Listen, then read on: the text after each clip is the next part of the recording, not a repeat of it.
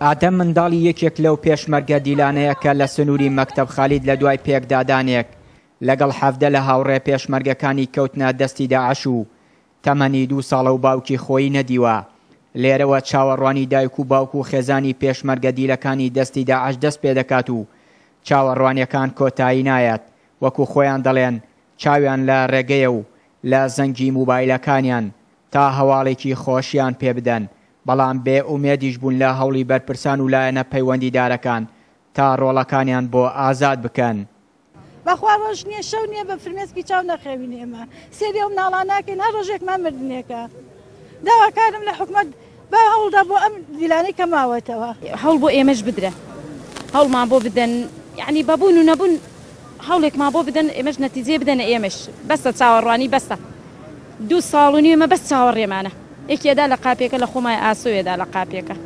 کارێکەمانەوەیە کەوا حکومەتە تا ئێستا هیچ هەڵوێستێکی نەبووە بەرامبەر مناڵەکانی ئێمە. داواکارین لە بەرپرسانی شاری کەرکووک و لە هەرێمی کوردستان بە دوای مناڵەکان ئێمەشا شتێک مەسیری مناڵەکان ئێمەشمان بدەنێ. ئەمە لە کاتێکدایە پێشمەرگەیەکی بەدیلگیرا و لە ڕۆژی ڕابردوو لەلایەن هێزەکانی پێشمەرگە و دژە تیرۆری یەکێتیەوە ئازاد کرا. ئازادبوونیە و پێشمەرگەش لە تۆڕە کۆمەڵایەتیەکان دەنگدانەوەی جیاوازی ناوەتەوە. دەستگا سێبەرەکانی پارتی وا بڵاویان کردووەتەوە پێشمەرگەکە لە ئەنجامی دیل بەدیل لەگەڵ چەکدارانی داعش ئازاد کرابێ کە سوکاری پێشمەرگە دیلەکان مەترسی ئەوەیان هەیە بە هۆی ململانێ حزبەکانی نێوان پارتی و یەکێتیەوە پرسیە و پێشمەرگە دیلانە پشتگوێ خرابێت.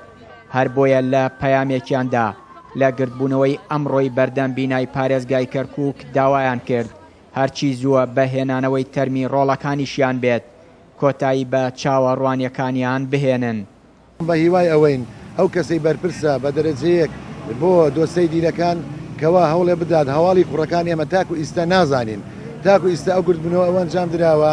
ئەو پێشمەرگەی کەوا مانگونیوێکە زۆر بە دڵخۆشیەوە باسی ئەەکەین کە ئازاد کرا، بەڵام ئەوانەی ئێمە تاکو ئیستا 2 ساڵ و 9 مانگە تا ئێستا هەواڵێکیان نییە. ئەلێرەوە پەیامێک ئاراستەی حکومەتەکەین داوای ئەواکەین ئەگە کوڕەکانمان بە جەنازەیش لە ناو هەر چاڵێک دانراون چی لە مووسڵ چی لە شوێنێکی کەوا لە ژێر دەسەڵاتی داعش بووە ئێمە جەنازەکانشمان ڕادەست بکرێتەوە شانازی پێواکە.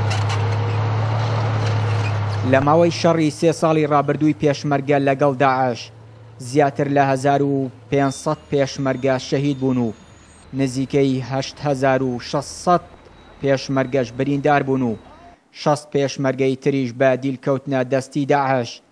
سەرەڕای چەندین جار داواکاری بۆ ئازادکردنی دیلەکان، بەڵام تا ئێستا هەوڵی جدی لەلایەن بەرپرسانی پەیوەندیداری حکومی و حزبیەوە نەبینراوە. چیانووری کەناڵی ئاسمانی پەیام، کەرکووک.